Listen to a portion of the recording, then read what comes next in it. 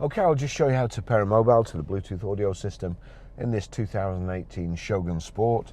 Right, okay, so first of all we switch the radio on, then we've got to agree that.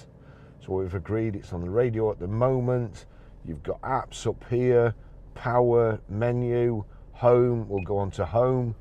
Home, you see phone there, click on phone. Pair device, click pair device. Then we go over to settings. We go over to Bluetooth or onto Bluetooth. Watch out at the bottom.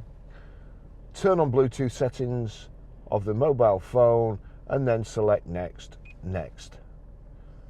We're looking for unit name there. Mitsubishi Motors, Bluetooth. Mitsubishi Moto, click on there. It's thinking about it.